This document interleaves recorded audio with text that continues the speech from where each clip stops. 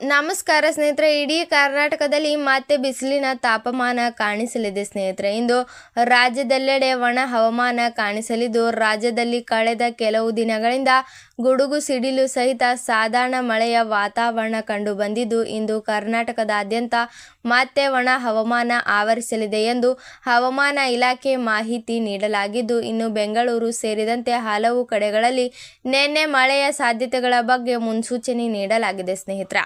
ಹಾಗಾದರೆ ಬನ್ನಿ, ಇನ್ನು ಎಲ್ಲೆಲ್ಲಿ ಮಳೆ ಆಗುವ ಸಂಭವ ಕಾಣಿಸಲಿದೆ ಎಂದು ಸಂಪೂರ್ಣ ಮಾಹಿತಿ ತಿಳಿದುಕೊಳ್ಳಲು ತಪ್ಪದೆ ಈ ವಿಡಿಯೋವನ್ನು ಕೊನೆವರೆಗೂ ನೋಡಿ ಮತ್ತು ಈ ಚಾನಲನ್ನು ಸಬ್ಸ್ಕ್ರೈಬ್ ಮಾಡಿ ಹಾಗೂ ಪಕ್ಕದಲ್ಲೇ ಇರುವಂತಹ ಬೆಲ್ ಐಕಾನ್ ಪ್ರೆಸ್ ಮಾಡಿ ಸ್ನೇಹಿತರೆ. ನಾವು ಕೊಡುವಂತಹ ನೋಟಿಫಿಕೇಶನನ್ನು ದಿನಾಲೂ ತಪ್ಪದೇ ನೋಡಿ ಸ್ನೇಹಿತರೆ.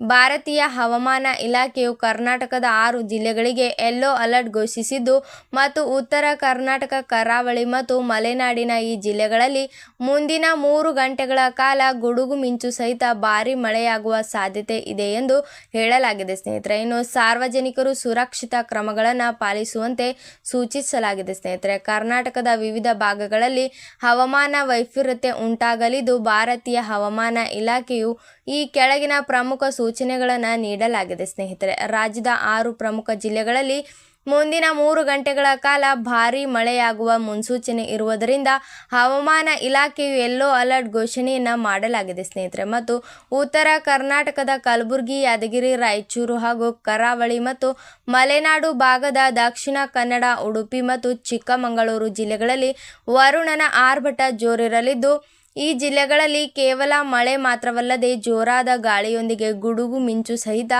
ಮಳೆಯಾಗುವ ಸಾಧ್ಯತೆ ಇದೆ ಮತ್ತು ಗಾಳಿಯ ವೇಗವು ಕೂಡ ಸಾಮಾನ್ಯಕ್ಕಿಂತ ಹೆಚ್ಚಿರಲಿದ್ದು ಹವಾಮಾನ ಇಲಾಖೆ ತಿಳಿಸಲಾಗಿದೆ ಸ್ನೇಹಿತರೆ. ಇನ್ನು ಮಳೆಯ ಸಮಯದಲ್ಲಿ ಸಾರ್ವಜನಿಕರು ಅನಾವಶ್ಯಕವಾಗಿ ಹೊರಗಡೆ ಓಡಾಡಬಾರದು ಮತ್ತು ವಿಶೇಷವಾಗಿ ಮಿಂಚಿನ ಸಂದರ್ಭದಲ್ಲಿ ಮರಗಳ ಕೆಳಗೆ ಆಶ್ರಯ ಪಡೆಯಬಾರದು ಮತ್ತು ವಿದ್ಯುತ್ ಕಂಬಗಳು ಅಥವಾ ತಂತಿಗಳ ಬಳಿ ಹೋಗಬಾರದು ಎಂದು ಸೂಚಿಸಲಾಗಿದೆ ಸ್ನೇಹಿತರೆ. ಇನ್ನು ಹವಾಮಾನ ಬದಲಾವಣೆಯ ಈ ಸಂದರ್ಭದಲ್ಲಿ ಜನರು ಮುನ್ನೆಚ್ಚರಿಕೆ ವಹಿಸಬೇಕು ಮತ್ತು ತುರ್ತು ಪರಿಸ್ಥಿತಿಗಳ ಸ್ಥಳೀಯ ಆಡಳಿತದ ಸೂಚನೆಗಳನ್ನು ಪಾಲಿಸಬೇಕು ಎಂದು ಹವಾಮಾನ ಇಲಾಖೆ ಎಚ್ಚರಿಸಲಾಗಿದೆ ಸ್ನೇಹಿತರೆ.